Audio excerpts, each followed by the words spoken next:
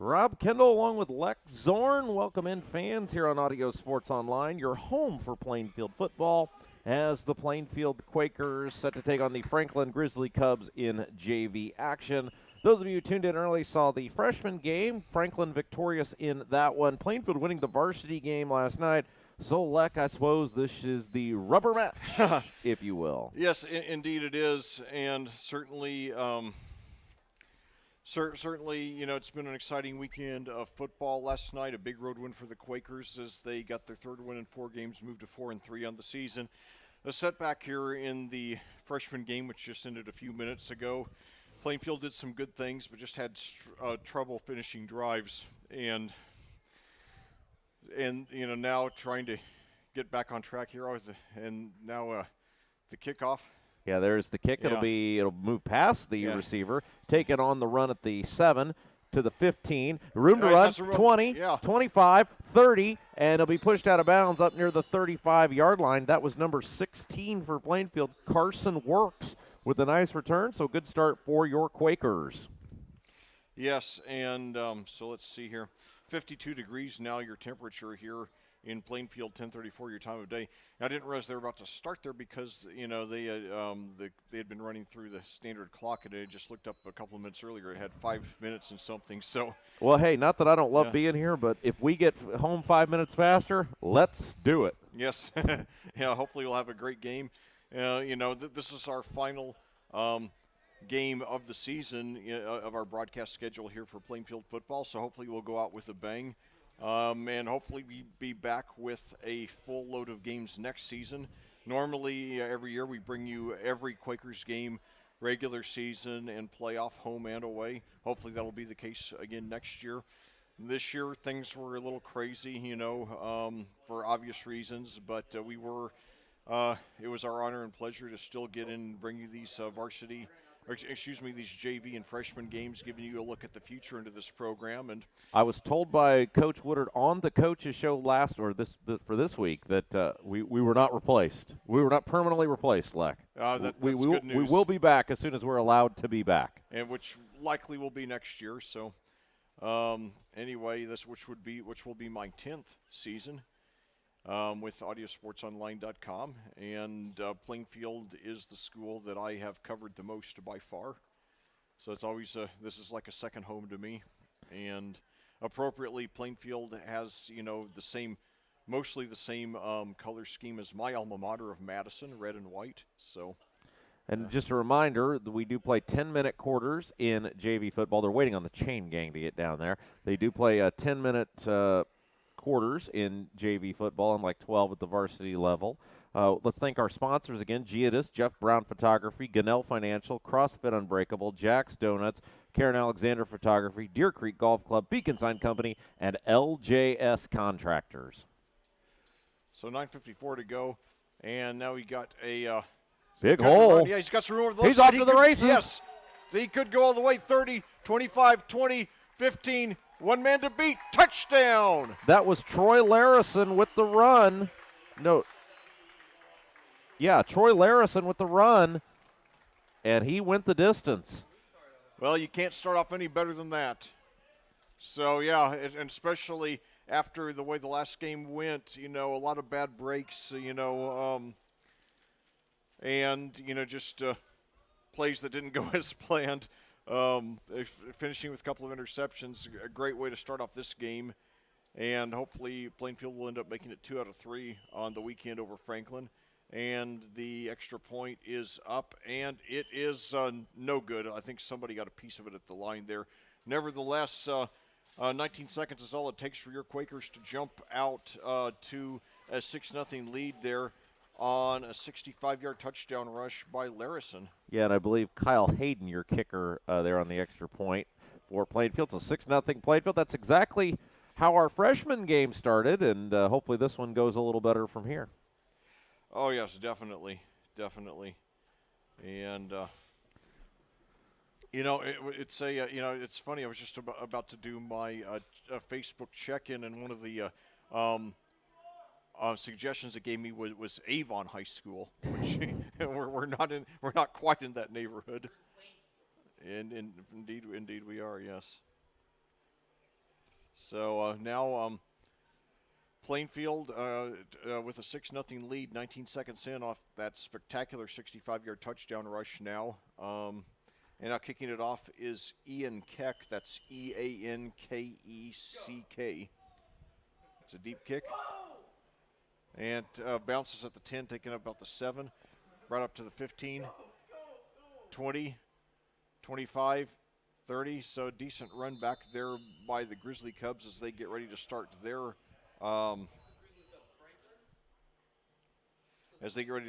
first offensive possession of the game. So Plainfield will be in the home red jerseys, white letters and numbers, gray pants and helmets. The Grizzly Cubs, white jerseys, all white jerseys, blue letters and numbers, dark blue helmets. So Plainfield looks basically like Ohio State. What college or pro team does Franklin look similar to? I'm trying to figure it out. I think the Cal home jerseys are pretty close. I think I get a lot of yellow in their jerseys, though. Yeah, they do, yeah. And, of course, speaking of Cal, obviously my favorite college football moment commentary of all time, Joe Starkey's call of the play back in 1982. The band is on the field. There's no way with replay that oh boy, a little handoff there, and it was a pass, and it ended up being short, incomplete. The intended receiver that time for Franklin was 84 Chase Stanger.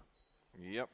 Yeah, there's no way with replay today that play would have stood up. There's no way. Yeah. There's no way. Although I give John Elway credit that he has, become less sour, about it over the years. He says it gets funnier every year. Yeah, well, winning a couple Super Bowls and being super rich will ease those sort of things, Leck. Yes, yeah, indeed. And now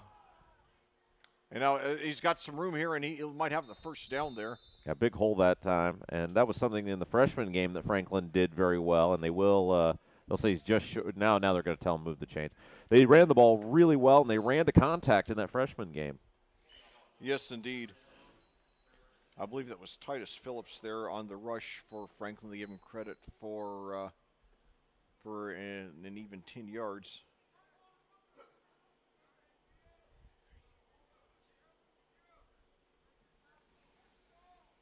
Three receivers to the right, one man to the left. Franklin in its 4th season under head coach Chris Cole. He's really turned the program around. They were the turnaround story of in the state last year in high school football, in my opinion. And now spin around move on the rush, but he's brought down for just about 1.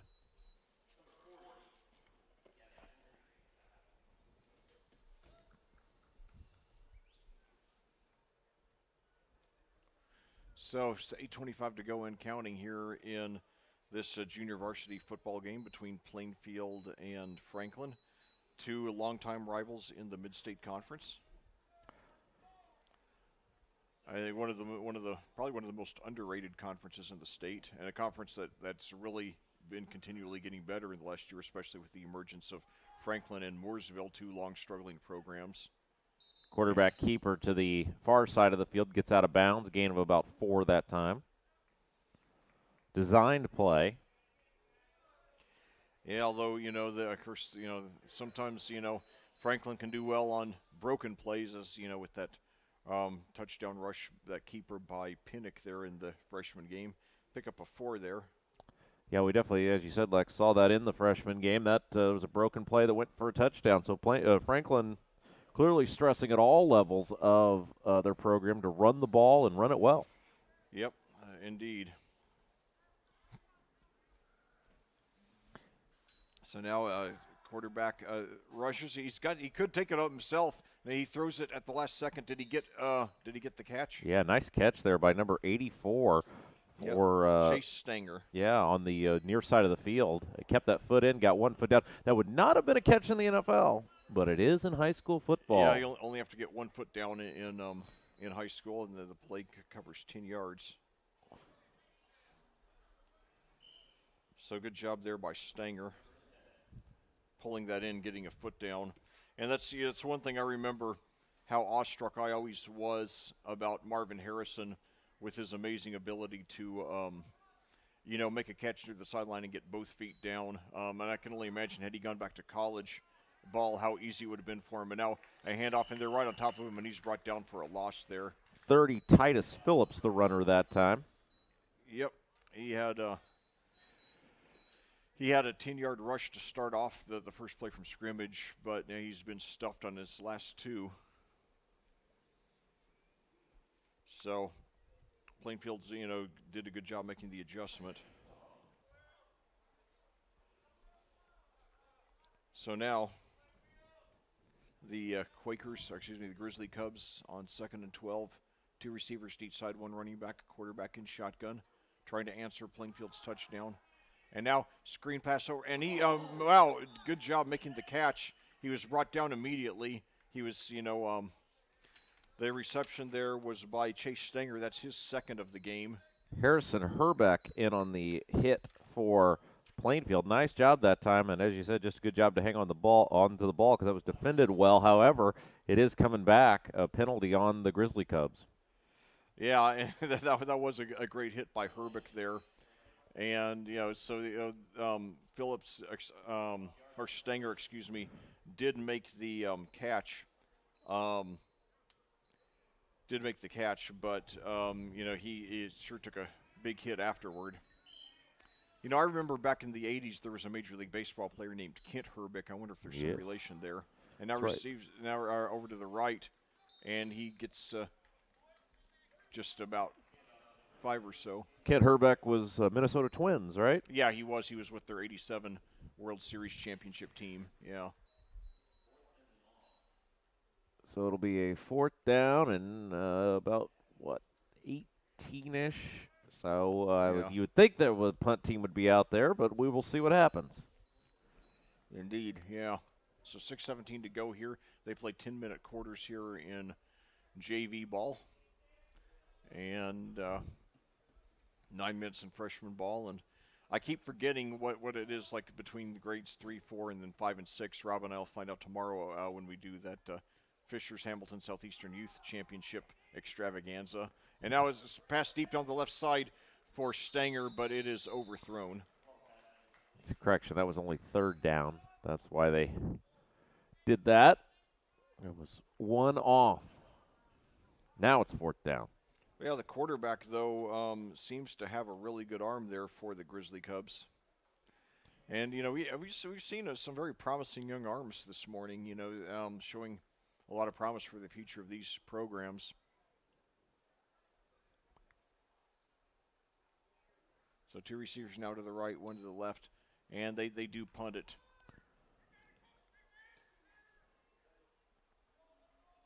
And it takes a long bounce inside the 20.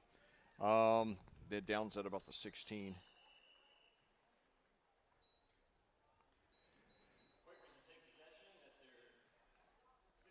And speaking of the Cal Stanford play with the band, I heard, basically you might remember that Kevin Moen, the Cal player who took in the touchdown, he collided with a trombone player from Stanford and mangled his trombone. Yes, and he kept going. Yeah, and and at one point Cal attempted to buy the trombone for their football museum, but Stanford wouldn't sell it, unfortunately.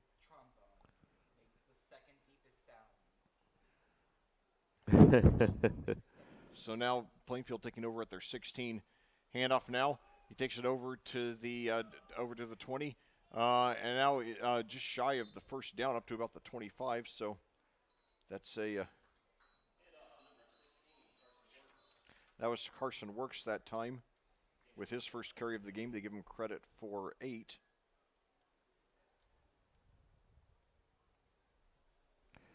And so it's 5:06 to go here in the first quarter. Plainfield with the ball in a 6-0 lead in the JV game, the 2nd game of our doubleheader.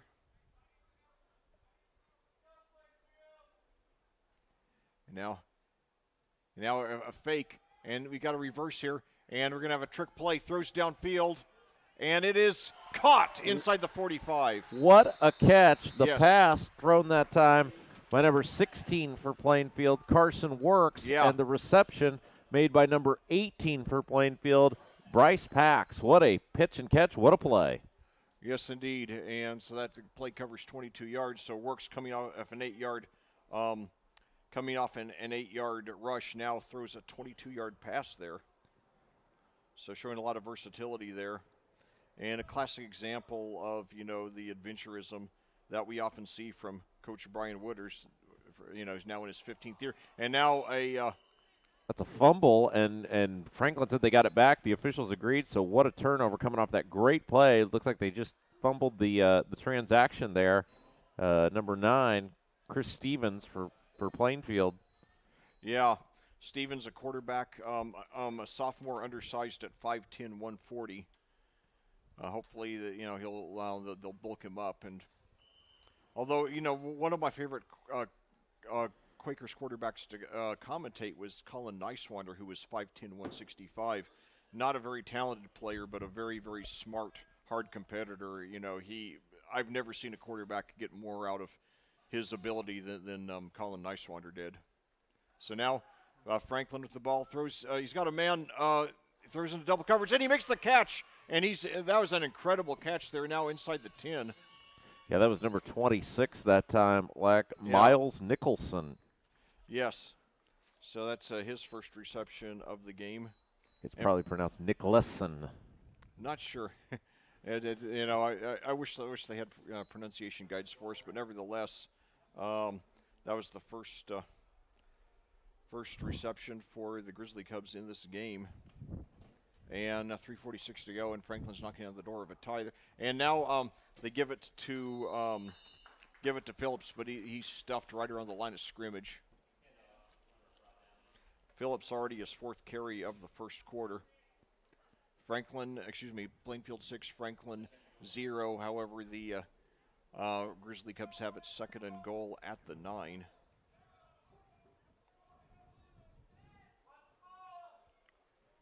So now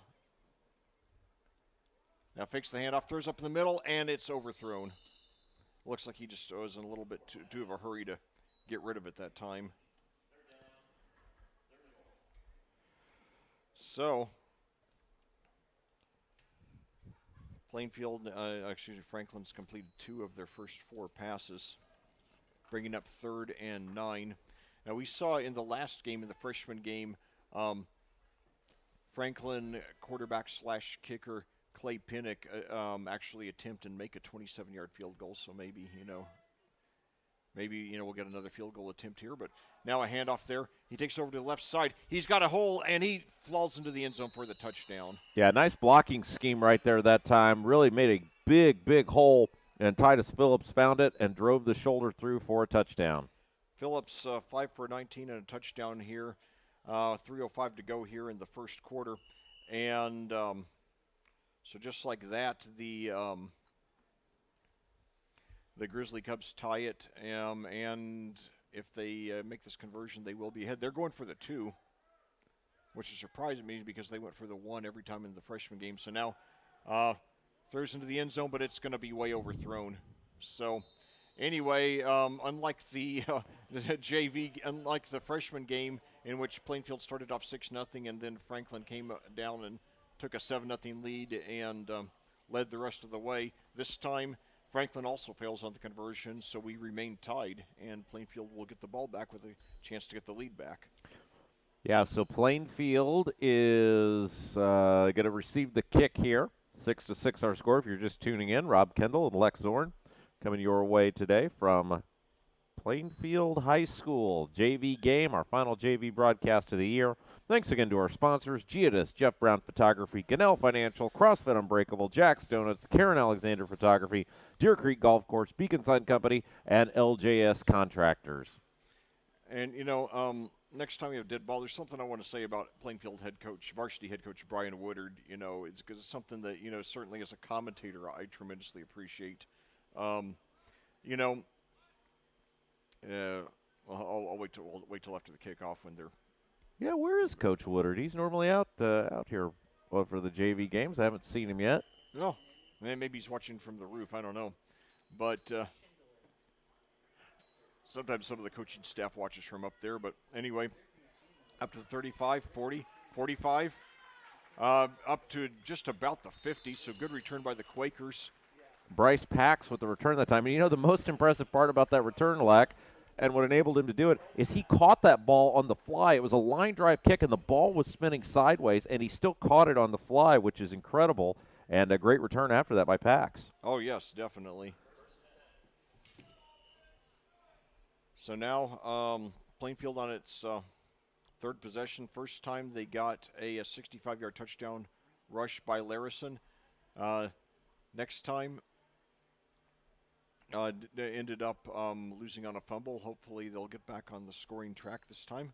And now fakes the handoff to Works, rolls to his right, throws. He's got a completion up to about the 44, and he's knocked out of bounds. That was Trevor Schutz there on the reception for 5 yards.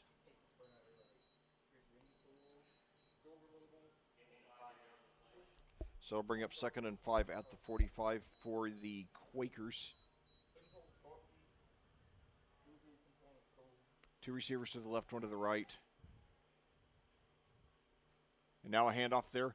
And Works, they might give him forward progress out to the 43. It's going to bring up 3rd and fairly short. Let's see here. Chris Stevens is the quarterback for the Quakers.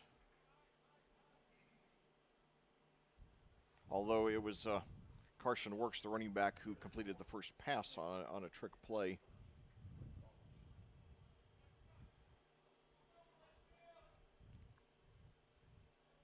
So now it's 3rd and 4 at the 44. Hands off to Works, and he's got the first down and a little bit more up to about the 38. Might give him forward progress out to the 37.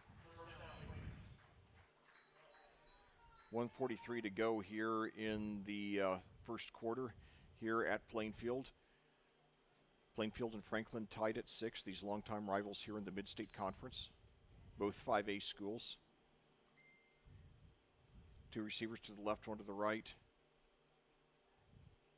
Chris Stevens is the quarterback. Carson Works is the running back.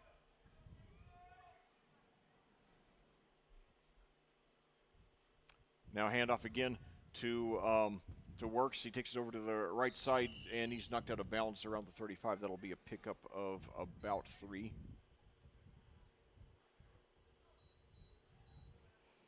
So Carson Works, they got 3 rushes for 17 yards here in the early going.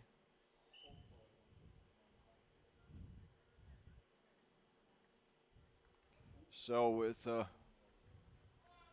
that'll bring up 2nd and 7 for the Quakers at the Grizzly Cubs 35. 2 receivers to the left, 1 to the right. Stevens in shotgun.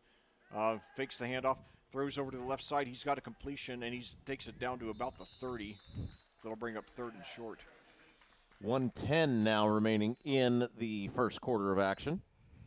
So that Stevens now with his second. He's now completed his first 2 passes.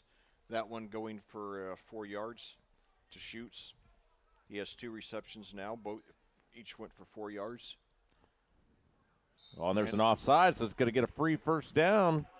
So nice job. That was Zach Reese jumping across the line. Yes, it is. And just to give you a quick recap about what's happened so far this weekend, last night down at Franklin, Plainfield got the win 48-37. However, in the freshman game earlier today on audiosportsonline.com, Franklin won by a score of 23-6. And now Plainfield and Franklin tied now at 6 apiece. Drives forward, short gain that time on first down to just inside the 25. Works his 4th carry of the game. Only 3 passes thrown by Plainfield so far in this game, but they have, shown a lot of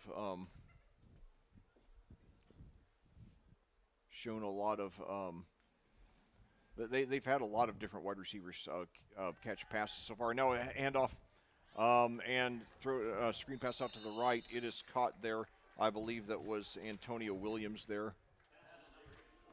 And that'll bring about the end of the first quarter. So a 3rd down will be coming up for your Quakers as they're on the move. 6-6 our score as we head to the second quarter. Let's thank our sponsors again: Geodis, Jeff Brown Photography, Gunnell Financial, CrossFit Unbreakable, Jack's Donuts, Karen Alexander Photography, Deer Creek Golf Club, The Beacon Sign Company, and LJS Contractors and Construction. Well, back here at Plainfield, we're about to start the second quarter of this junior varsity football game between your Plainfield Quakers and the Franklin Grizzly Cubs. The two teams tied at 6. Plainfield opened the scoring on the first play of the game on a 65-yard touchdown rush by Troy Larison. The extra point failed. Then with 3:05 to go in the quarter, Titus Phillips responded with a 9-yard touchdown rush for Franklin. The conversion also failed, bringing us to our current score of 6-6. Now Plainfield has the ball, threatening to get the lead back. They have it 3rd and 5 at the 21. So it'll bring up as you said, 3rd down and 5 from the 21. Plainfield now moving from right to left. And let's see what the Quakers can do. Yes. 2 receivers to the left, 1 to the right. And now fakes the handoff to Works, rolls to his left, and he's brought down for a sack. Yeah, that was probably about everything Plainfield didn't want to happen. Not only did they not get the first down, but now if they had any inclination of a field goal, that's out of range, and now they've got a 4th and very long. Yeah, unfortunately, the Hagee brothers are long gone. If they were here, they would still have a shot at the field goal, but unfortunately wasn't to be tonight. So a 4th down and 16, and you're really in that no man's land where you got to go for it. Too far for a field goal, too close to the end zone to punt. So now, 2 receivers to each side. Stevens drops back. He's got plenty of time, and he could run with it. He's up to the 30, up to the 25, and he drops the ball, and he's knocked out of bounds about the 23, so he picked up some good yardage, a lot of what he lost on the sack, but it's still going to be far short of the first down. Yeah, that ended up being the equivalent of about a 9-yard punt there, Lex. Yeah, it was a good effort at least. So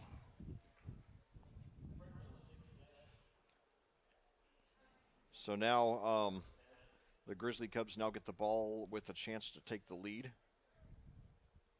9:04 to go now in the first quarter. Coming at you live here from Plainfield High School. This is our last broadcast of the season, the second of our 2 doubleheaders this season. I'm so glad that they rearranged the freshman JV schedules so that all the freshman and JV games are done as doubleheaders now. It's good for everybody, the fans, the coaching staff. And now a handoff to Phillips. He runs on the left side, up past the 30. He's got the first down up to about the 35. So Titus Phillips, the go-to guy here in the early going for Franklin. He got a touchdown on the last possession on a 9-yard rush. Starts off this drive with 12 yards around the left side. So, Titus Phillips, that's another name I'll be remembering and watching over these next few years. I have him 6 for 30 and a touchdown already. 2 receivers to the right now, 1 to the left. Phillips, the running back, quarterback in shotgun, 8:20 to go. And hands off to Phillips again, but this time they're ready for him, and they bring him down for a short loss.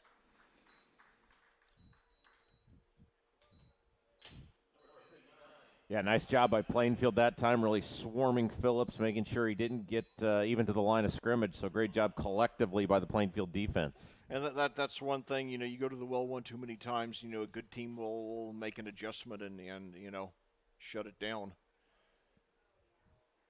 So 1 wide receiver to each side now, and now fakes the handoff. And this time he got rid of it because he was about to get a sack. Who was it? I believe it was Stenger made a dive at it, but did not get it. So let's see here. 2nd and 11 at the 33. 7:45 left to go in the first half. The clock is stopped with the incomplete pass.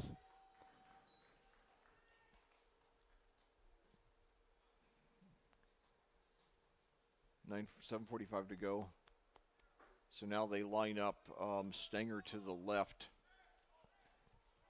And I believe that's Empty backfield. 2 guys now go left, 3 to the right. Yeah, so, and this could be, this is a good keeper formation. Now Phillips coming over. They fake the handoff to Phillips, rolls to his left, and now throws downfield, but it's going to be, he threw it up into a crowd. That was actually a dangerous pass, but it falls to the ground incomplete.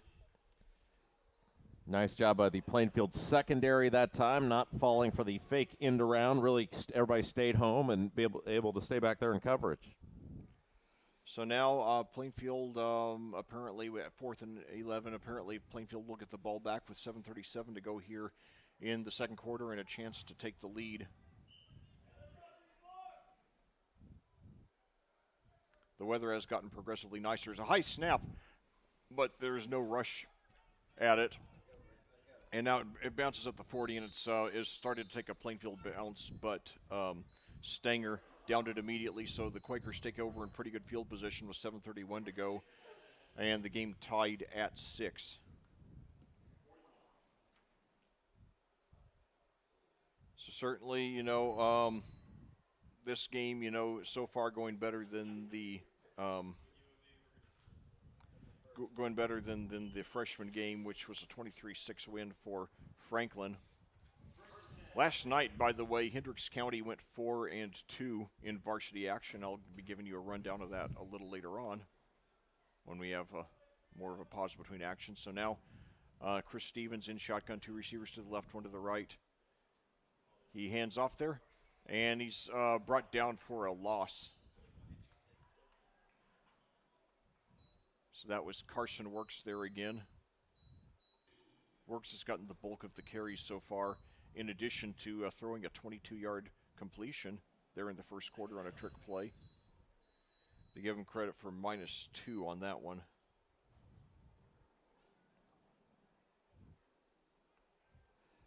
So now, second and 11.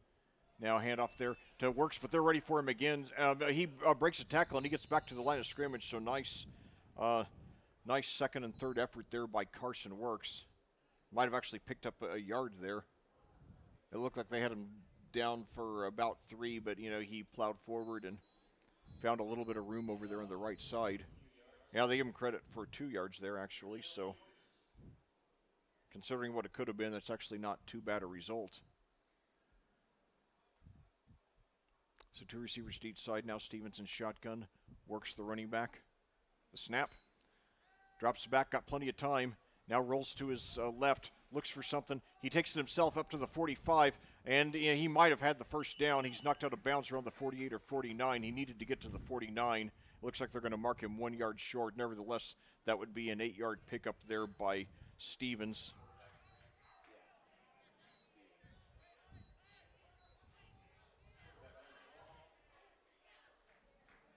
Plainfield has become, Plainfield has a long tradition of running backs in the Brian Woodard era. More recently, they've started to develop into a good quarterback school as well.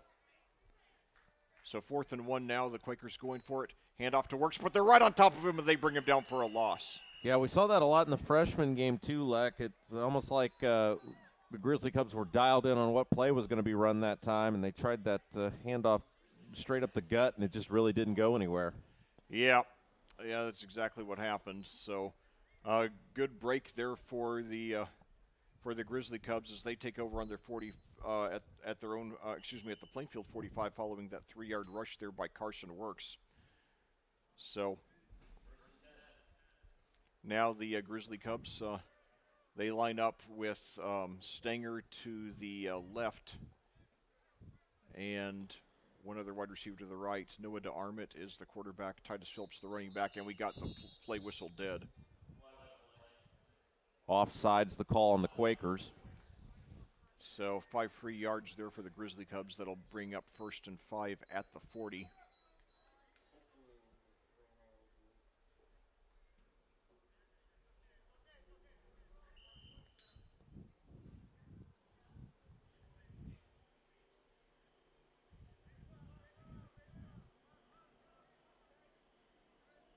Of course, last night, big win for the Quakers, 48-37 over the Grizzly Cubs at Franklin in the varsity game. Yep. So 3 receivers to the left, 2 to the right. Now Phillips, the man in motion. Phillips gets up, but they're right on top of him. He tries to spin his way out of it, but he's brought down still for a short loss. Yeah, nice penetration that time by the Plainfield defensive line, really getting in there, and it took a host of them, but several guys in there across the line of scrimmage able to bring him down.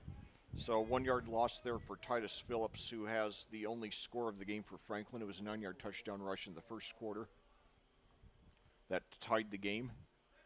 Both conversion attempts have failed. So now, once again, we've got, now 3 receivers to the left, 1 to the right. DeArmit in shotgun. Hands off, fakes the handoff, and then throws over to Duquette, but it is over his head. So it'll bring up a 3rd down and 6 for the Grizzly Cubs. 4:59 left to go in the first half. Yes. So definitely, if Plainfield, will, and remember, Franklin does get the ball first to start the second half. So, certainly they would love to get a score here and then have a chance to make a 2-possession lead to start off the second half. Plainfield very much trying to stop that. So 2 receivers to each side now. DeArmit, and he's pressured. There's 3 guys on him. He's close to getting sacked. He gets around, and he's got some room on the left side, and he dives for the first down. It's going to depend on where they put him out at. He found a new gear there. He looked like he was going to be taken down, and he found a new gear. Now he's going to be about, 4, almost 5 yards. Well, no, that's a pretty good spot. 4 yards short, but he was way back in the backfield at one point. Yeah, so to get a 2-yard gain out of that was quite impressive, because there were 4 guys in strong pursuit of him. I mean, he's very lucky that he wasn't sacked for, a big loss. So 4:51 to go and counting now here in the second quarter, and now Franklin takes a timeout here on 4th and 4. So real quick, let's thank our sponsors: Giatis, Jeff Brown Photography, Gunnell Financial, CrossFit Unbreakable, Jack's Donuts, Karen Alexander Photography, Deer Creek Golf Club, Beacon Sign Company, and LJS Construction. Yes, and now this time let's take a look at what the other what the other Hendricks County teams did in action last night. Starting in Class 6A, the 5th-ranked Brownsburg Bulldogs recovered from their first loss of the season. They beat Zionsville 41-13. Then Avon continued its defensive struggles. The Orioles lost to the number 4-ranked team in the class, Westfield, by a score of 59-33. So things are starting to look concerning for the Orioles as they drop to 3 and 4. In Class 3A, Danville remained undefeated at 5-0 with a 45-12 win over the Frankfurt Hot Dogs, while 13th-ranked Tri-West improved to 5-2 with a 35-6 win over North Montgomery. And finally, in Class 2A, Cascade lost to Speedway by a score of 28-6. The Cadets dropped to 2 and 5. So now back to action here at Avon in this JV game. The Quakers going forward on 4th down, pitch back to Titus Phillips, but he's going to be about a yard short. So with 4:47 to go in the first half, the Quakers take over. The game tied at 6. They take over at their own 36. Still all 3 timeouts. They still have all 3 timeouts. So once again, Hendricks County teams going 4 and 2 last night. Plainfield now stands at 4 and 3 after the big win on the road at Franklin last night. The Quakers have two regular season games remaining. They'll have their senior day against Whiteland next Friday night, and then visit Martinsville a week from Friday to close out the regular season. And then we will look forward to the playoffs. Now, fakes the handoff. Stevens rolls to his right. He's got unloads it. He's got a screen pass, and he's past the midfield up to about the 46. So that's going to be a gain of 18 yards there. So good way to get back on track for Plainfield. They move into Grizzly Cubs territory, 4:18 to go and counting. And now a handoff there. And he's got a room up the middle. Inside inside, yeah, he could go all the way. And he's tripped up and brought down about the 25. So now all of a sudden, an 18-yard rush and now about an 18-yard pass and now about a 21-yard rush for the Quakers. Yeah, what a great vision that time, as he really saw the hole, and then once he got into the open field, really did a nice job. Yeah, so Works, that was by far his biggest gain of the afternoon.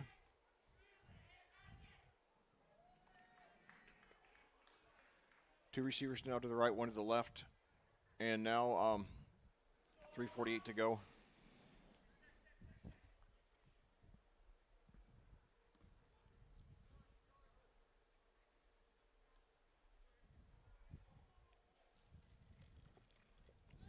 So now fakes the handoff. Stevens, and he throws it, but it's too low. Yeah, first down attempt that time. Nowhere to go with it. Play really broke down. Nice job by the Franklin secondary, really keeping everything in front of them. Yeah, so now it'll bring up 2nd and 10. The clock stops, 3:29 to go. So now, let's see, we've got Grant Irwin to the right, Braden Alexander to the left. Works the running back, Stevens in shotgun. Hands off. Works got through on the left side, inside the 20, and he could get the first down. He's brought down a little bit short around. It's going to be a yard or two short. So Plainfield now really starting to hit its stride on offense. Any score will put them in the lead. They're tied at 6 now, and they give Works credit now for 9 yards on that one. I have him 9 for 46 on the game. So now we've got Luke Leclerc lined up to the left. And then we've got Trevor Stutz and one other receiver to the right. The handoff. Throws into the end zone, and it is caught for the touchdown. What a catch. Luke Leclerc there from 16 yards, and the Quakers take the lead with 2:42 to go here in the second quarter. What a catch. What a throw, too.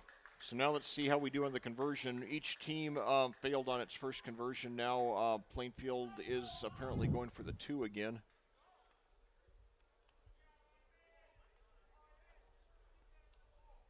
Let's see here. No, they're going to kick it.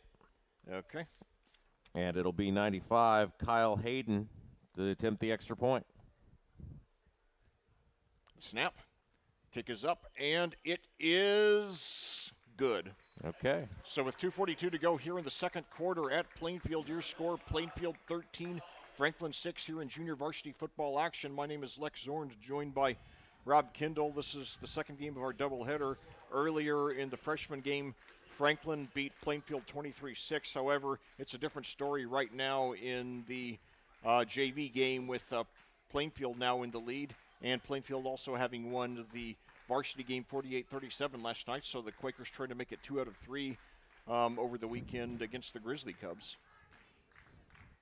Yep, and it's a good little crowd out here today, despite the chilly weather.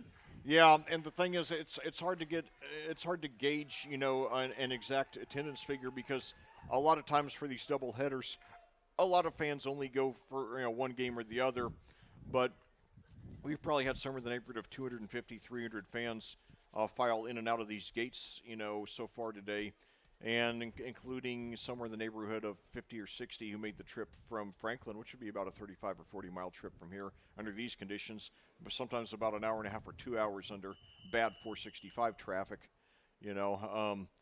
So now a long kick, and fielded at the 10, right up to the 15, and tries to find a hole, but he's brought down short of the 20. And we got a late flag here with 2:35 to go here in the second quarter.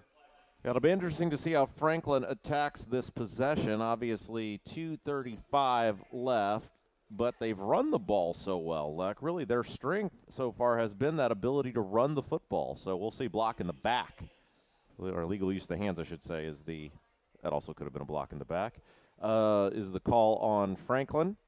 And so it'll move them deep into their own territory. So now that makes it even more interesting on what they're going to do here. Yes, it does. And certainly, you know, Franklin does get the ball to start off the second half, and certainly they don't want to give Plainfield a chance to get the ball back with a chance to take a 2-possession lead into the halftime. So, and now a very short rush there. I think he's going to, they're going to give him credit for about 2. Might have answered our question. Yeah, that was Titus Phillips again. Already carried quite a workload. That's already his 9th. They give him credit for no gain there. He does have a touchdown. Franklin still with 2 timeouts. 2nd and 10, though, at their own 9, however. 2:04 to go and counting.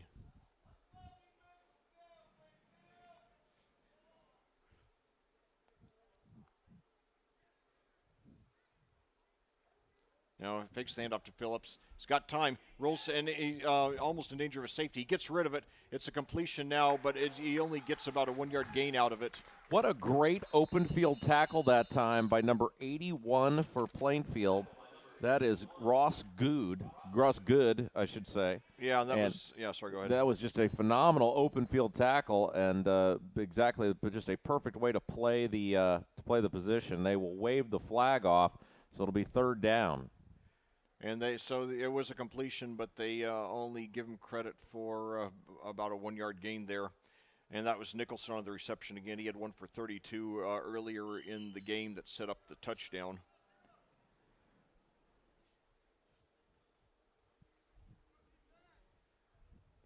So with 1:30 to go and counting here in the quarter, in the half, 3rd and 9 for the Grizzly Cubs, trying to. And now he's in tight pursuit. However, he's got some room. He's going to get the first down to more up to the 25-30. He runs out of bounds around the 33, so that's an outstanding keeper there by DeArmit. About a 23-yard gain there. Yeah, and we'll see what they elect to do here now, because you're still deep in your own territory, especially sometimes as long as it takes to move the ball in JV football. But an opportunity here, or do they just want to run the clock out? Well, the main thing for Franklin is they got out of the danger zone. And now there's a good chance if they just want to, settle for a 7-point halftime deficit, they can probably run out the rest of the clock here. But I would imagine with 2 timeouts and having done a few good things on offense, they will at least take a shot here. And now fix the handoff to Phillips. He's in tight pursuit. Now tries to throw it to Phillips, but it is deflected away. Great job by number 5 for Plainfield that time. That was Herbeck. And he came around the receiver and knocked the ball away. Great job that time. Yeah. So now Plainfield, a good shot to take the lead into the halftime. And remember, Franklin does get the ball first to start the second half.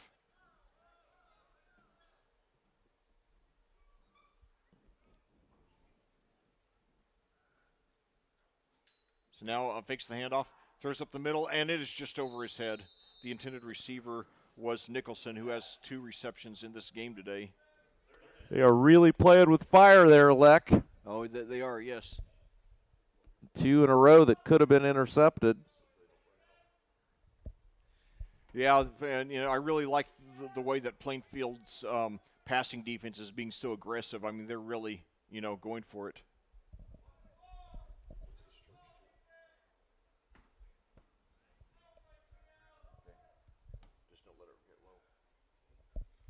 So now drops back to Armin, and we got he gets a screen pass, but we got a flag here. Titus Phillips has got it. He's got a first down if this counts. He's past the 50, past the 45, 40, 35, 30. He's knocked out of bounds about the 30, but this very well could be coming back. 52, yeah, okay, holding against the Grizzly Cubs, negating about a 40-yard gain there. Yeah, and bad news for them. They ran a bunch of clock needlessly running that play out. Indeed, yes. So that was a disappointing news for the Grizzly Cubs. Good news for the Quakers, of course. But yeah, it's overall a pretty pleasant morning. And I would guess, obviously, if you're a fan, you'd like to have it maybe 15 degrees warmer. But I guess for the players, with the physical activity combined with the heavy gear, this is probably like really ideal, a really ideal temperature for them. Yep. Once you get warmed up, especially. Yeah.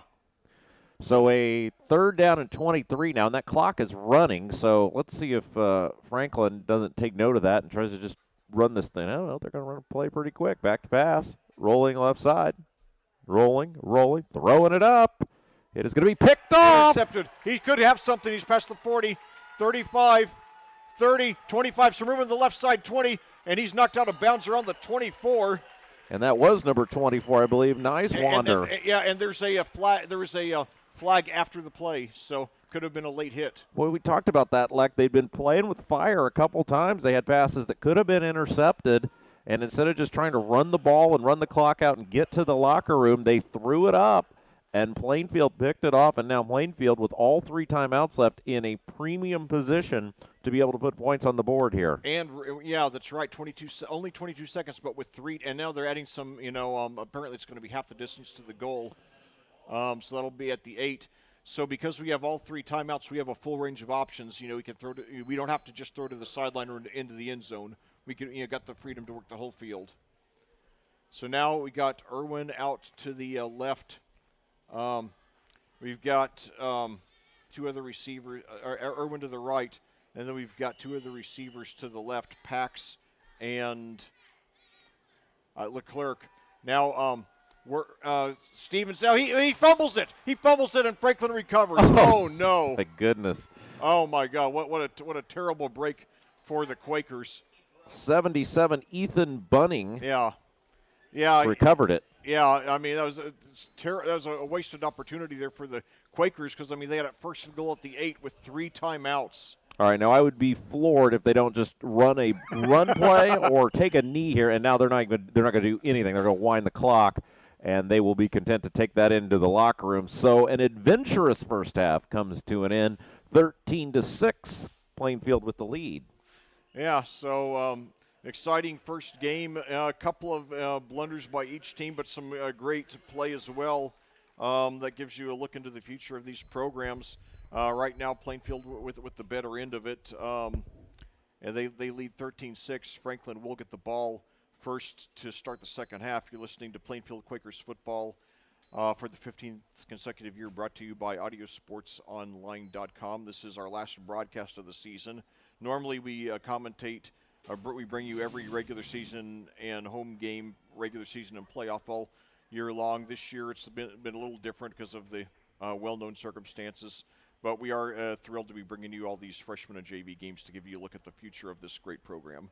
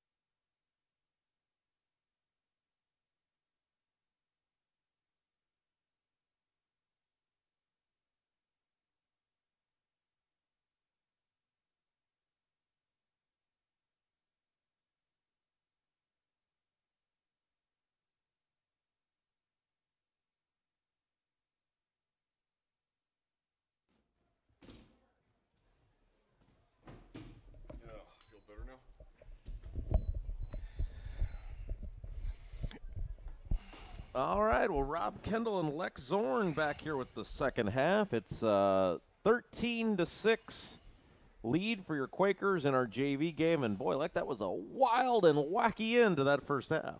Yeah, it sure was. You know, it was a wild and wacky start to the game as well, with Troy Larison taking it in 65 yards for a touchdown rush on the first play from scrimmage.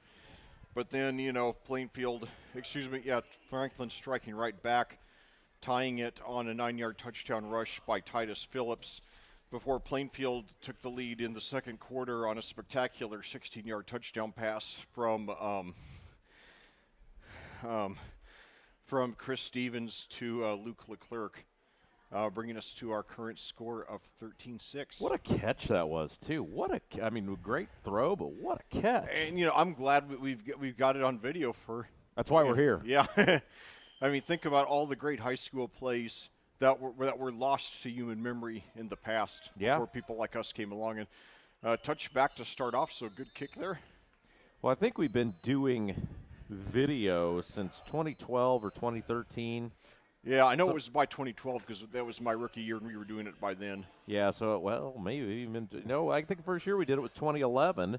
Yeah. So, it's pretty cool to be able to go back and – watch some of those older games. And I enjoy it, you know, and like I said earlier during the freshman broadcast, one of my favorites is the bug commentary game, the Greenwood JV game in 2016, which is definitely one of the oddities in Plainfield history that I was glad to say I was there, that, you know, that I helped bring it to you. So, all right, start off the second half. Franklin with the ball, 1st and 10 at the 20. Grizzly Cubs trying to get back in it. The teams have split their 3 games over on the weekend. Now DeArmit takes it on a keeper. He just gains about 1 yard. Yeah, nice job by Plainfield that time. 81 for the Quakers. Ross Good pushing him out of bounds. I give DeArmit credit just for persevering and just even getting a yard out of that. Yeah, he's really done a nice job a couple times here in this game, Leck, of it looked like, hey, he's tackled for a loss or they got him down and then just turning it up and turning it on. Yeah, so we've seen a few promising quarterbacks, you know, for both of these fine programs. Plainfield's been a good program for a long time. Franklin's had a lot of struggles. They've finally gotten on track the last couple of years under head coach Chris Cole, it looks like he's trying to do for them what he did for Tri-West. And now screen pass, it's caught. He's got a first down and more up to about the 37. Yeah, wide open right there in the middle of the field that time. That was 26. Nicholson. Yeah, that's his 3rd reception of the game. He also had a 32-yarder in the first quarter to set up the touchdown rush by Phillips. Picks up 16 there. I have him 3 for 49 now. So you got a lot of talent coming up in the ranks, you know, in these 2 programs here, and you know, Plainfield is probably hold that thought. And now a handoff there to Phillips, but they're right on top of him. And they bring him down for a loss. Yes, big hit that time in there with the tackle, number 59 for Plainfield, and that was Isaac Leck. You are a Mascalier, you are a name guy. You would have known that better than me. Mascalier. What number is he? 59. Okay, let me look. You can tell me what origin that is, because I know that's what you do. I probably French. That's my best guess. Belgian French. Belgian French. Okay, all right. So and now gets rid of it to Nicholson. He's got the first down past the 50, past the 45, up to about the 42. That guy must be related. He knew that awfully quick. Yeah, yeah, definitely. Yep.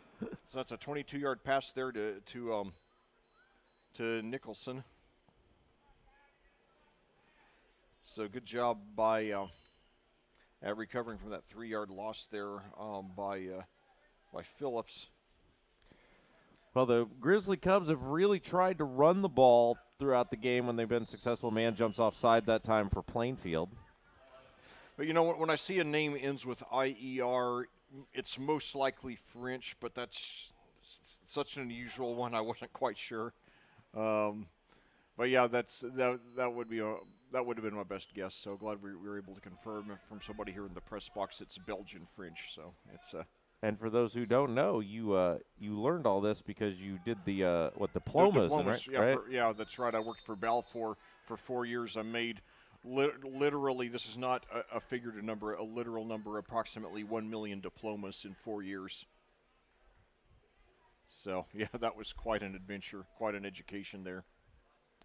And Ball's all the way down to the 38-yard line. 2nd and 5 for the Grizzly Cubs against the Quakers. 8:26 left to go in the third quarter. So now screen pass, he's complete out to the right side. He's got a first down and more, breaks a tackle inside the 25. That's going to be about a 14-yard pickup. Really nice run after the catch too, and looks he's like slow to get up. Hopefully he's not hurt. Now they're going to stop the clock and tend to the injured man. I believe that's 26 down there who made the catch, Nicholson.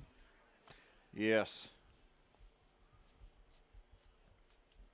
Yeah, he's been the go-to guy. I have him 5 for 85 now. And that's amazing, Leck. We made it through a game and a half without a single injury, which was nice. Yeah, and it's amazing to me.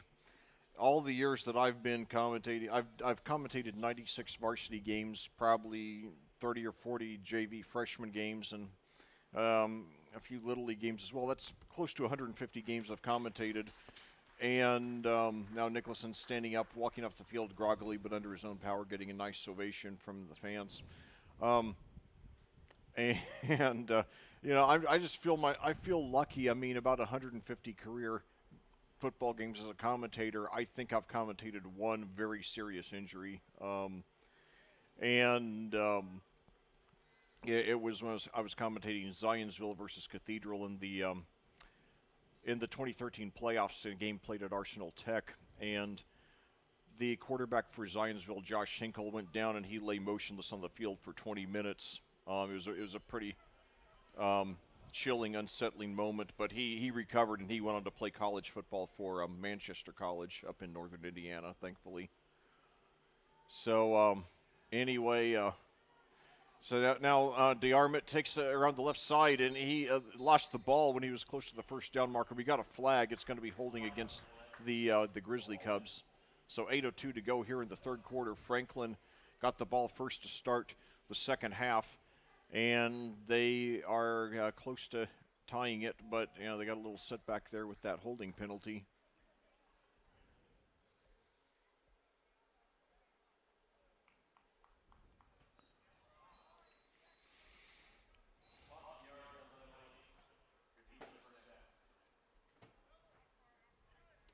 So 1st and 10 now at the. Well, they're going to move that all the way back to the 31. 32. Okay, yeah, 32. You're right, Leck. And I thought it did. Okay, is it first down? 1st and 17. Okay, 1st and 17. All right. So three receivers to the right, one to the left. Hand off to Phillips again. He's got a little bit of a hole, and now he finds some room on the left side. He's up past the 25, spins around up to about the 23, so a nice gain there by Titus Phillips. He had a 9-yard touchdown in the first quarter, accounting for all of Franklin's points. Yeah, one thing that I know we talked about it several times during the ball games here today, but these Franklin runners on the freshman and JV level, they run 2 contact and then they keep going. Yeah, we've seen several very promising running backs in both the freshman and JV games today. Yeah, that's why I'm so glad that Plainfield has us commentate these JV and Franklin games. I always love watching the talent that's coming up through the ranks here. An incomplete pass by DeArmond. He was under pressure, threw it too low. I still have DeArmond 7 of 11 on the game. But I'll tell you, since we were talking about Maskelier's last name, I've studied a lot of foreign languages on the app Duolingo, and French, from an audio standpoint, is the hardest for me because the pronunciations are often so subtle. You really have to get your ears tuned to it, and mine are not, so I really struggle with that. As far as reading it, it's not too bad. It's deciphering it when it's spoken that I have a struggle with. But anyway, back to action here. DeArmond, two receivers to each side. Throws deep on the left side, and it is broken up. And we got a late flag. I think they're going to get a pass interference. They had some contact while the ball was coming down. Yeah. Pass interference, sometimes it's a subjective call, but, it did seem like there was quite a bit of contact there.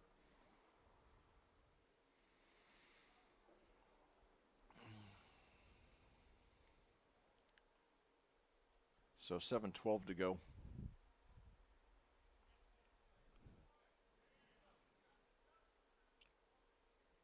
It is pass interference, so first down for the Grizzly Cubs at the 12.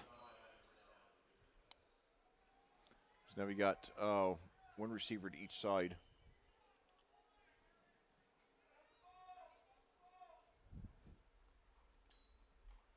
And now a keeper by DeArmond, and he's got the touchdown. Wow, that was a great play there. Yeah, nicely designed up there by the Grizzly Cub coaching staff, and it's a one-point ball game with 7:07 left to play in the third. Good opening drive for Franklin. So Noah DeArmond takes it 13 yards on the keeper. I have him 5 for 42 on the ground in this game. He's showing some he shows some good footwork on the ground. And now, depending on what happens with this conversion, the Grizzly Cubs will either be behind or tied or in the lead. We'll see. They're going to go for two. So they're going for the lead. They're going for broke here. DeArmond. And he throws up the middle. Did he get it? He hung on to it. He did. Yep. 84 that time for the Grizzly Cubs. Antonio Williams, yeah. No, Chase Stenger. Oh, Stenger, yeah. Wrong roster. Forgot to flip it over. I usually grab two rosters and keep each team face up just to avoid that. But so thanks for correcting me there. So it's now 14-13 our score. Yep, that's right.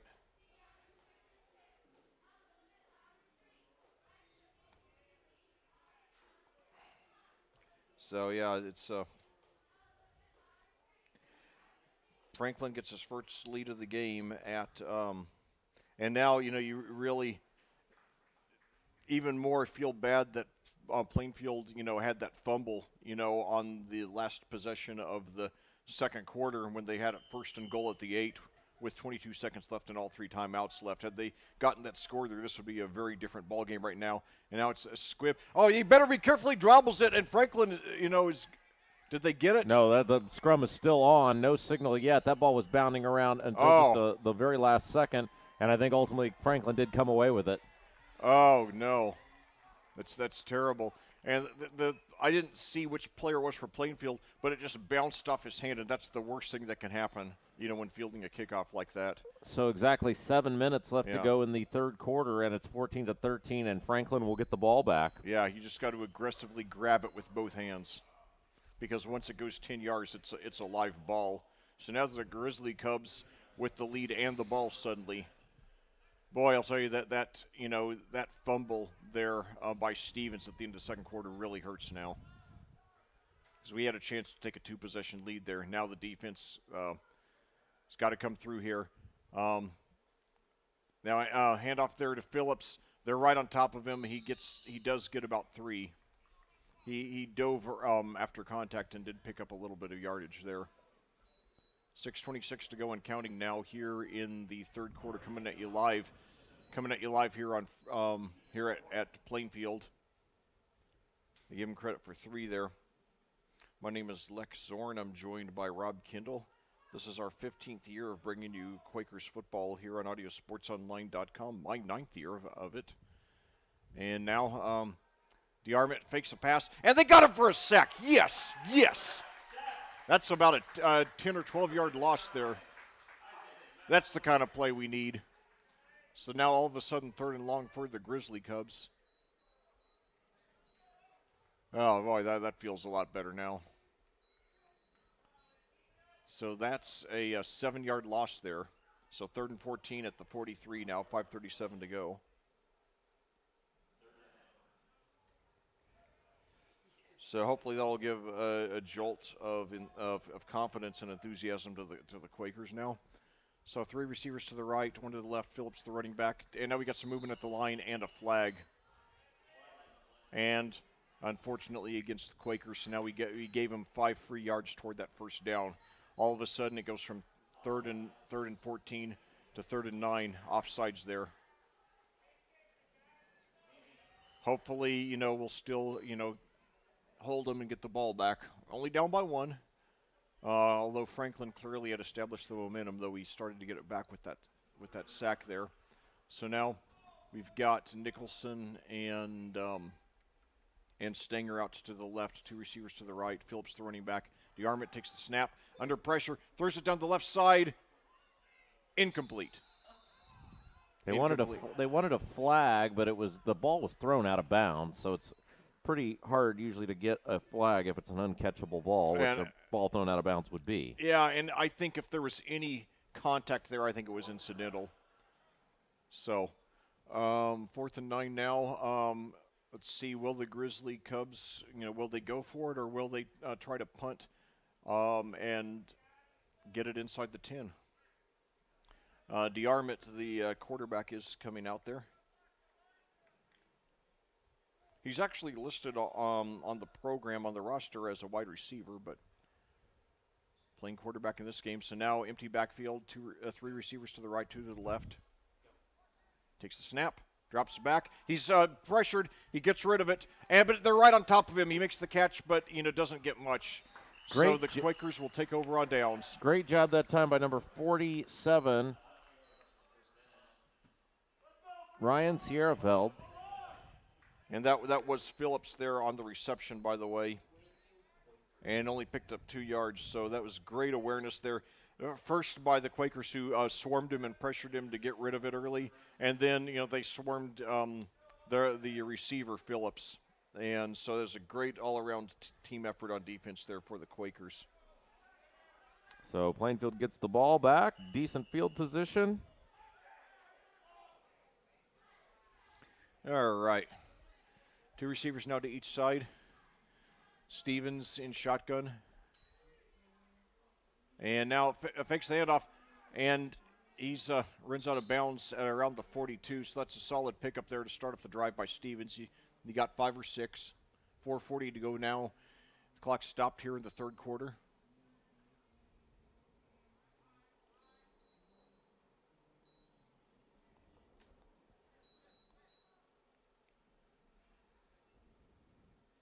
Stevens has had a couple of good keepers today. So 2nd and 5 for the Quakers now.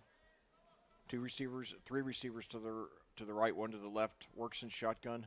Stevens in shotgun.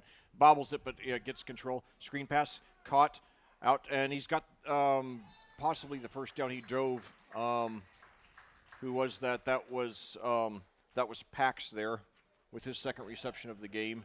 Yes, and he just got the first down. Bryce Pax there.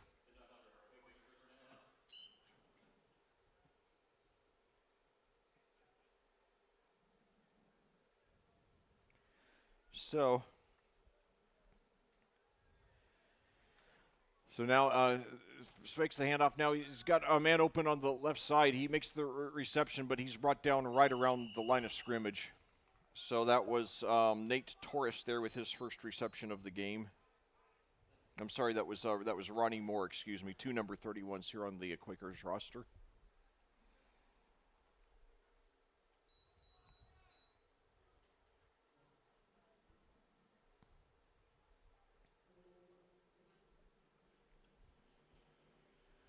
So now, 2nd and 9 at the 47 for the Quakers, trailing by 1 here in the 3rd quarter. Handoff there to Works. He's got some room, and he gets up to about 6 or 7. Yeah, nice little sustained drive going here for the Quakers. Let's see as we come to 3rd and short if they can keep it going. So I've got Works 10 for 55 now on the game.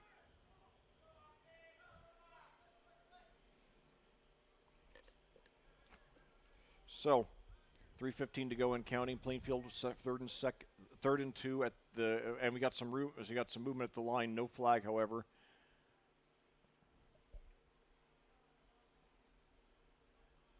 So two receivers to the left, one to the right. Stevens, low snap, gets it off, however, to Works, and he's going to be brought down at least a yard short. They'll probably give him forward progress out for 1 yard. Yeah, so he does need 1 yard. It is 4th down, and it's decision time with 2:40 left to go in the third quarter for the Plainfield coaching staff.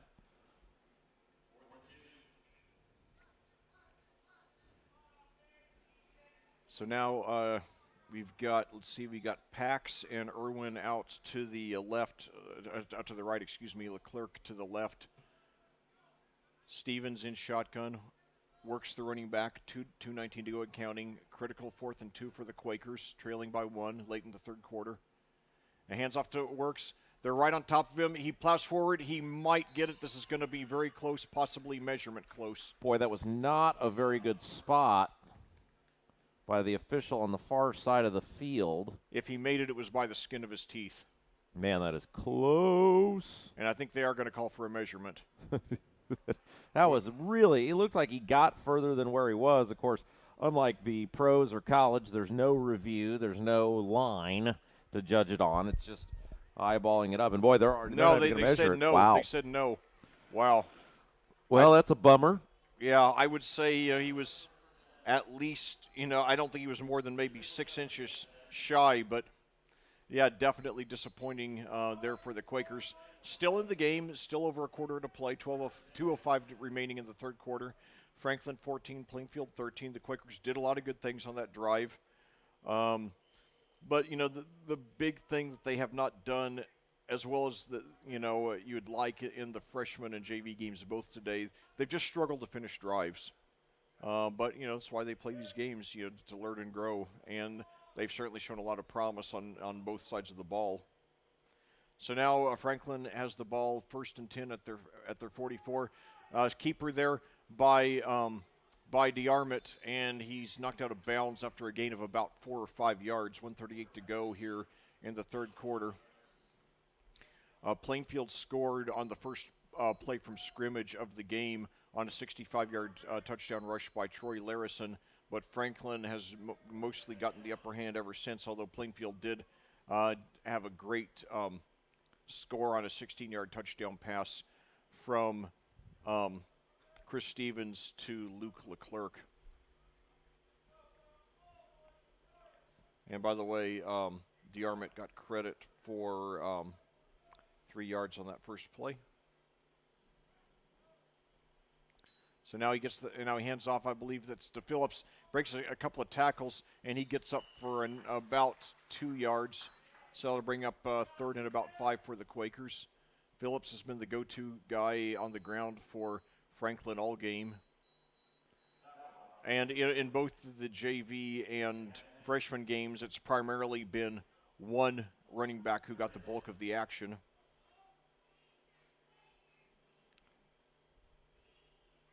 Although there have been, the quarterbacks, for both schools, for both teams, have shown some promise as well today.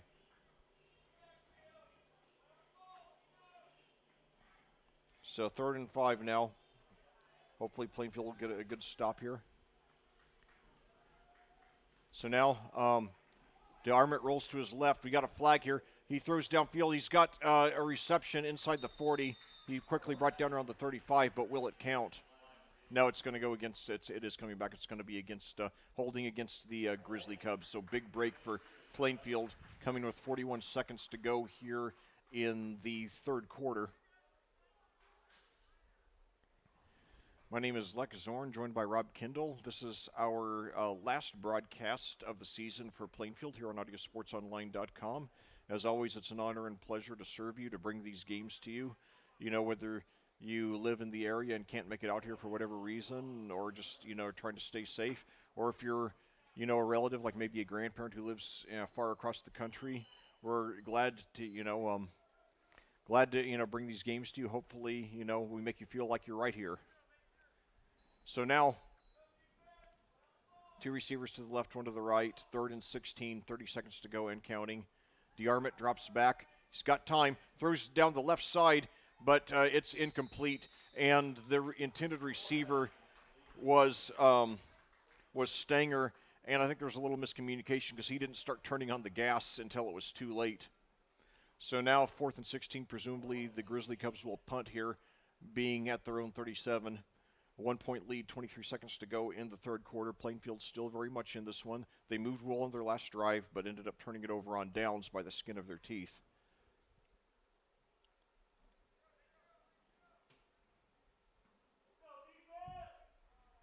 So and nobody's even back deep to receive for the Quakers. And the ball goes up to the 45, now rolls up to about the 40, and now goes up to about the 35 and dies there. So Plainfield will take over 65 yards shy of the end zone, and the clock stops now with 16 seconds to go. So Plainfield, 10 minutes and 16 seconds to get a score here to get the lead back. They won the varsity game at Franklin last night, 48-37, but then in the doubleheader here today at Plainfield, they lost the freshman game 23-6. Now they're losing the JV game 14-13, and the clock now running. So got fourth quarter coming at you on audiosportsonline.com. Thrilling conclusion, our last broadcast quarter of the season, so hopefully we'll go out with a bang and a Quakers win. We will see. Let's thank our sponsors again: Giadas, Jeff Brown Photography, Gunnell Financial, CrossFit Unbreakable, Jack's Donuts, Karen Alexander Photography, Deer Creek Golf Club, Beacon Sign Company, and LJS Construction. Well, back here at Plainfield, we're about to kick off the final quarter of our final broadcast of the season. This is week 7 of the regular season. We've been bringing you both of these games here today. The freshman game earlier, now the doubleheader. So right now, it's setting up for a thriller of a finish. Plainfield takes over 1st and 10 at their own 35, trailing by a score of 14-13. Teams have never been separated by more than one possession. So now the Quakers line up. Chris Stevens is the quarterback. Fakes the handoff. He rolls to his left, but he's brought down for a sack, and that's a big sack, about 6 or 7 yards. So not the way you want to start off the drive. Yeah, like you just said there, Leck, obviously Plainfield looking for some momentum to start this, what could be game-changing drive, and it didn't work out on the first play. So now it's 2nd and 16 now, so got to get something going here. The Quakers now with 2 receivers to each side. And they got Grant Irwin there, I believe, at running back now. So now another keeper there, and now we got a late flag. He was brought down for maybe a gain of that was a keeper there by Works. Okay, Works. It was a direct snap to Works. Okay, but we got a flag. Let's see who it's against, and it looks like it's going to be against Plainfield. So the Quakers shooting themselves in the foot to start off this drive. First, the 6-yard loss on a sack, and now we got a holding penalty. So another. They declined the penalties, so they'll take the loss of down. So it'll bring up 2nd and long, 2nd and 15, and yeah, they obviously down's more important when it's a long way to go. Yeah. So now 3 receivers out to the left, 1 to the right. Works now in there, effectively playing the quarterback. Grant Irwin, now the running back. He's normally a wide receiver. So maybe some trickery is in the works here. We'll see. Antonio Williams, the wide receiver to the right, fakes the handoff. Now throws up to the middle. Oh, it was right off the fingertips. And he would have probably not had the first down, but at least close to it. Ronnie Moore was the intended receiver. So that'll bring it up 4th and 15. 8:45 to go. Likely Plainfield will punt here. Yeah, and Plainfield really struggling to move the ball. And, again, Franklin should probably get some pretty good field position here. It'll be interesting to see this next drive for Franklin if they don't try to control the ball and run some clock.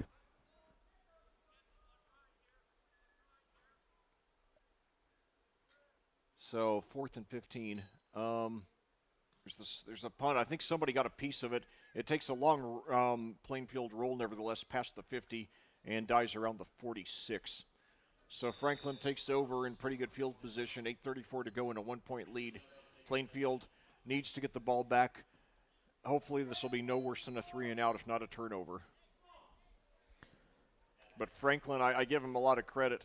Franklin has played a very fundamentally strong game. That's what you expect for a Chris Cole team. And keep in mind, Chris Cole is now in his 4th year, and I think when a head coach is in his 4th year, that's when he can really start to gauge the direction that he's taking the program in, that he's installing his system, and when you're seeing that his influence is starting to trickle down to the, the freshman JV teams and presumably also the Little League teams there in that community. So now, give straight ahead. Yeah, so I think that was Phillips again, and who's had almost every rush today for the Grizzly Cubs. Picks up 3 on that one. Phillips has not been flashy, but he's been solid. He's generally gotten the 3.4 yards a carry, and he does have this touchdown on that 9-yard rush. So 2nd and 7 for the Grizzly Cubs at their own 49. And, the clock keeps on ticking. Plainfield's got to get the ball back. Now, handoff but this time they're right on top of him. They grab him, they get him by the jersey and bring him down for a loss. Yeah, big tackle in the backfield that time. Plainfield ready for it, and obviously time beginning to become a factor here with 7:25 now left to play in the ball game. So Plainfield does not want to allow any first downs here for the Grizzly Cubs. Yeah, like I said after when they were about to punt, I said hopefully it'll be no worse. Hopefully it'll be no worse than a 3-and-out. 3rd and 11 now, so if we can just hold them on this play, then we can get the ball back with still plenty of time. We still have all 3 timeouts. So now a throw up the middle. Did he get the catch? That's going to be real close. He caught it, but he's going to be about 2 yards short of the first down. And it'll be decision time for the Grizzly Cubs, facing a 4th and 2 with 6:50 left to play in the ball game. I believe that was Kai Pertlebaugh for the Grizzly Cubs, picking up 9 yards there. I would be shocked if they didn't go for this here. I figure they probably will, especially a JV game. You tend to take more chances in the freshman and JV games where there's not as much at stake, where it's more of a learning experience. But I'll tell you, especially being that this is the last broadcast of the year, I want us to go out with a bang. I want the Quakers to get an exciting win, but we'll see. That's why you play the game. 2 receivers to each side now. Phillips, the running back, as usual. DeArmond in shotgun. Takes it. It's a keeper. He's could have something. No, but and no, he throws it. He gets rid of it. But it's a reception, but short of the first down. That was a really odd looking pass. It's like a hook shot there in basketball. Well, kudos to that kid, though. He knew he was going to be taken down short, so he said, I'm going to throw this ball forward so it's a dead ball if it's incomplete, and gave at least a puncher's chance to pick up that first down. As a result of the play, though, it is not, as Plainfield defense all over it. 6 minutes to play in the game. Plainfield going to have at least one more chance to pull out a win here. Yeah, that's right. So, and a good job also by Stanger when he saw that DeArmond was in trouble. He ran up there so that he would have a chance to, get anything that was thrown at him. And yeah, he did, even though he was tackled for about a 1-yard loss there on the reception. So now Plainfield with the ball, 5:46 to go, still plenty of time. Handoff there to, let's see, that was 34. Yeah, that Irwin. is Garrett Irwin with his first, Grant Irwin, excuse me. Grant Irwin with a very short gain there. They give him credit for 3. Did run out of bounds, so the clock will stop. 5:41 left to play. So 2nd and 6. Now, but they're right on top of him. Oh, no. Yeah, so taken down in the backfield that time, Irwin. I wonder if Stevens is because I know that now that Works has effectively taken over at quarterback. I wonder if Stevens is hurt. But nevertheless, that's a 2-yard loss there. A big 3rd and 11 here for the Quakers. Got to get something going here. So fakes the handoff, Works rolls and then he throws. He's got a man open, but it's intercepted. He underthrew it, and Franklin intercepts it. He's brought down immediately. 4:58 to go. So now the Quakers got to get the ball back quickly. Yeah, good opportunity there. Had time to throw it, just underthrew it, threw it into traffic, and underthrown into traffic usually results in an interception. Yes, it does. So Quaker's not out of it, but they need to get the ball back fast. So it's defense has got to come through and get something big here. Of course, remember this is not the end of the Quaker season. They have 2 games left. Next Friday, Senior Day, right here against Whiteland, the number 5 ranked team in Class 5A, and then a week from Friday at Martinsville with the sectional to follow. So 3 receivers to the left, 1 to the right. Phillips, the running back, and Phillips gets it, and he breaks through the middle, and he's going to get close to a first down. He gets 7 or 8 there. They got him. He made it just a little past the 50, I think. 4:37 to go and counting now.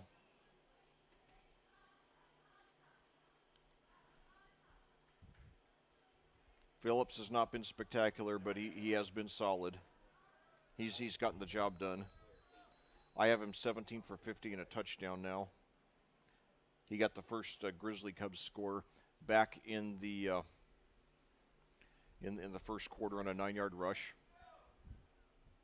Got 7 there on that play. 4:05 to go and counting. 3 receivers to the left, 1 to the right. DeArmond in shotgun takes it. He keeps it himself. He's got the first down, and he runs out of bounds around the 42 or 43.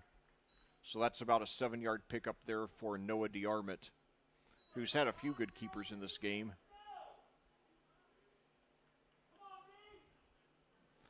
One interesting thing, and they didn't give him as good a spot as I thought. Nevertheless, he did get 4 yards.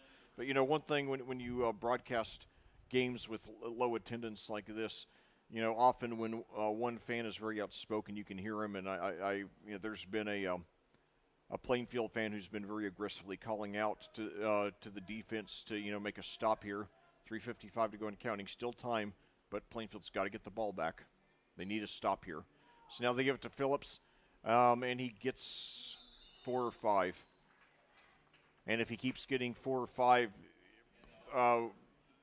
Franklin very well could run out the clock without Plainfield even getting the ball back.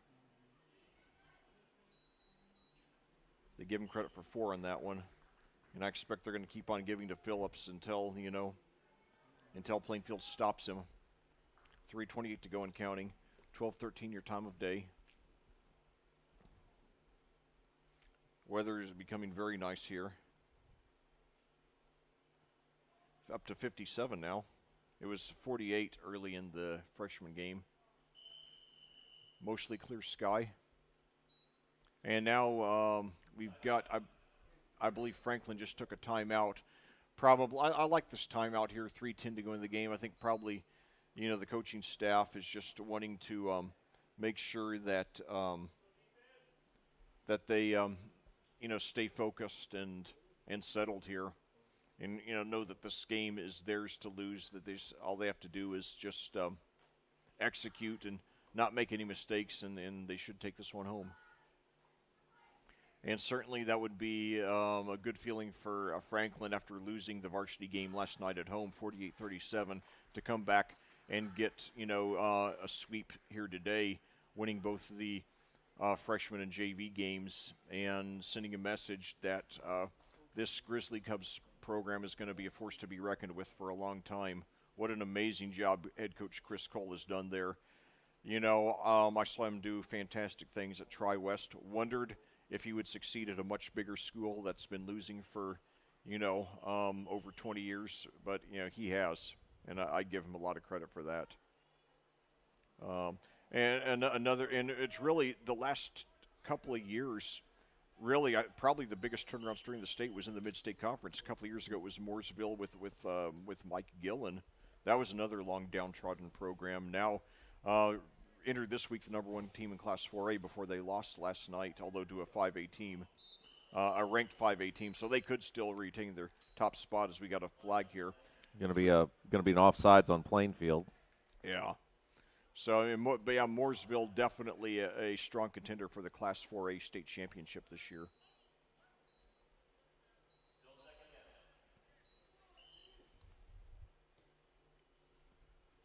In fact, former Mooresville head coach Chad Dockery now on staff as an assistant coach here at Plainfield.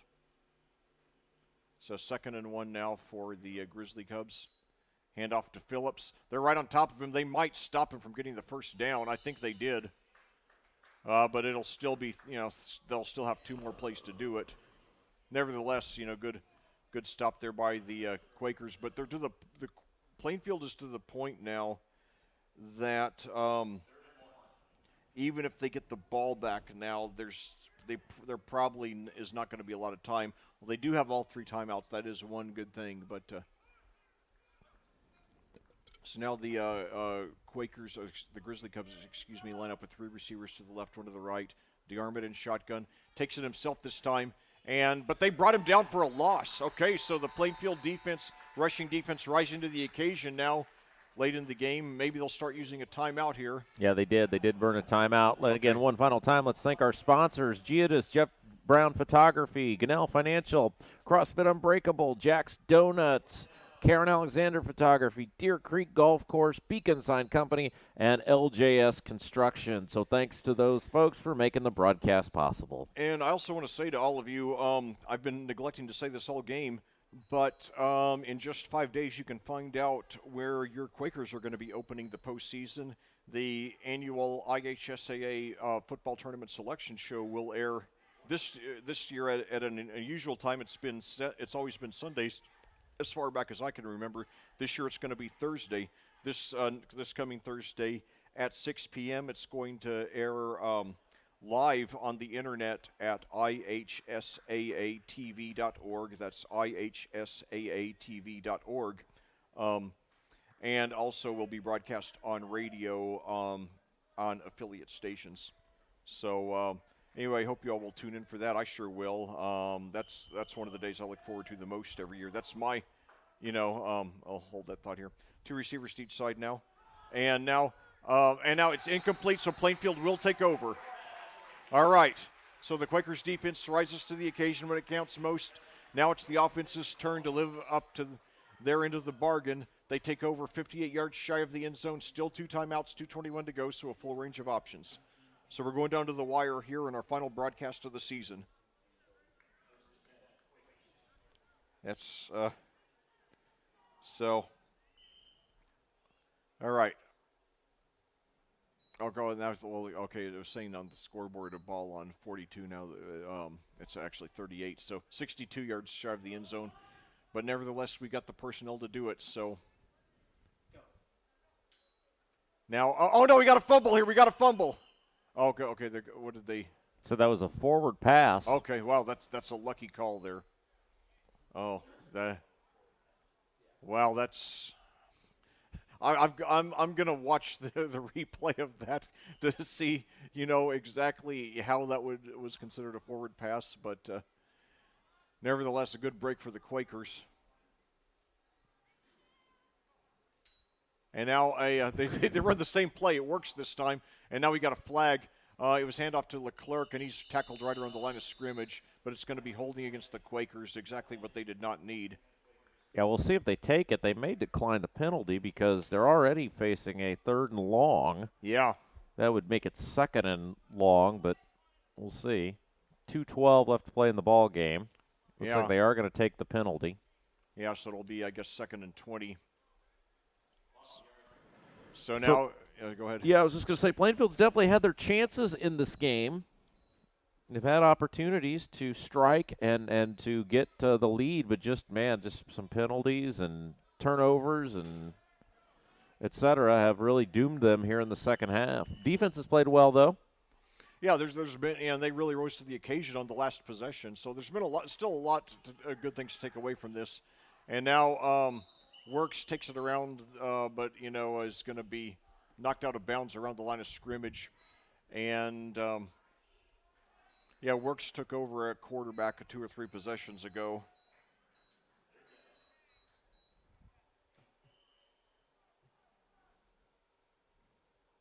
Yeah, I'm surprised that we didn't see more of Troy Larison after that first play, but anyway, so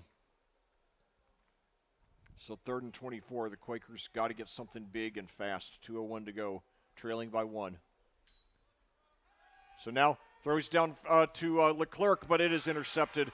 Leclerc tripped, and now he could. He had a chance to take it back into the end zone, but he was caught there on the left side. I believe that was. I actually didn't catch who it was, but nevertheless, number 6 with the interception. Nate Owens. Yep. Wonder if he's related to Caleb Owens, the running back who's done some good things today. Back in the freshman games. So now Franklin, they still, if it's a 3 and out, they won't be able to completely run out the clock if Plainfield uses their timeouts. So it's not completely over, but it is bleak now. Plainfield has had their chances. They just haven't had the offensive guns to do it here. And so now handoff to Titus Phillips again, and he gets up inside the 25 for a gain of about 4 or 5. And let's see, are the Quakers going to take their timeout? They still have 2 left. No, they won't use it there. Now, player down for the. So that's. Now they'll call timeout. Yep, sorry. Timeout, Plainfield. Okay. So he picked up about 4 yards that time, Leck. So 2 more of those, and that's all she wrote. Yeah. But anyway, let's take a look at, what's next for your Quakers this season. Like I said, next Friday will be our senior day, hosting the Whiteland Warriors, the number 5 team in Class 5A. They're 6-1 after last night giving the Mooresville Pioneers, the number 1 4A ranked team, their first loss of the season in an overtime thriller. Hope you all will get out here to give a great send-off to this senior class. Not only is this a great bunch of seniors, but they've endured maybe the roughest season, in Indiana high school football history, and still fielded a very good team, 4-3, and still, I still think they've got some wins coming left in this season. Hopefully they'll get a big senior day win, but hold that thought here. And then handoff there, but they're right on top of Phillips this time.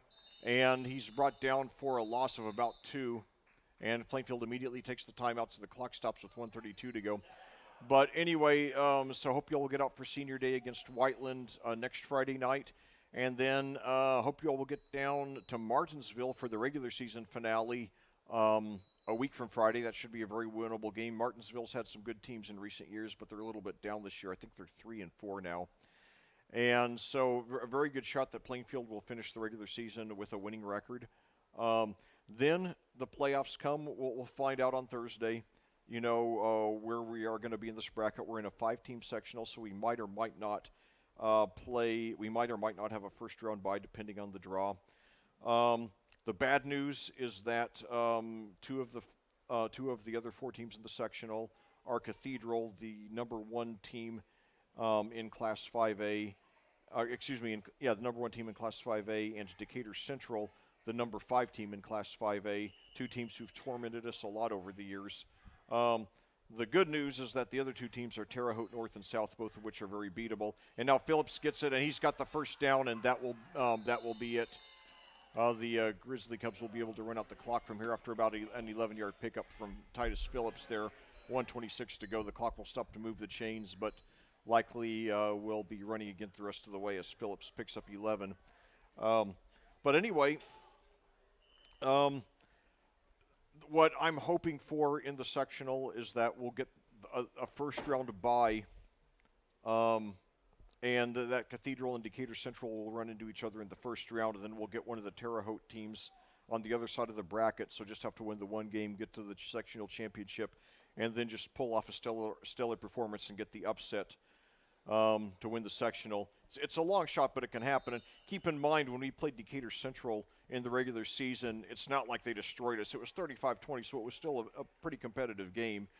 And if we bring our A+ game and catch a couple of breaks, then we would have a shot to beat Decatur Central.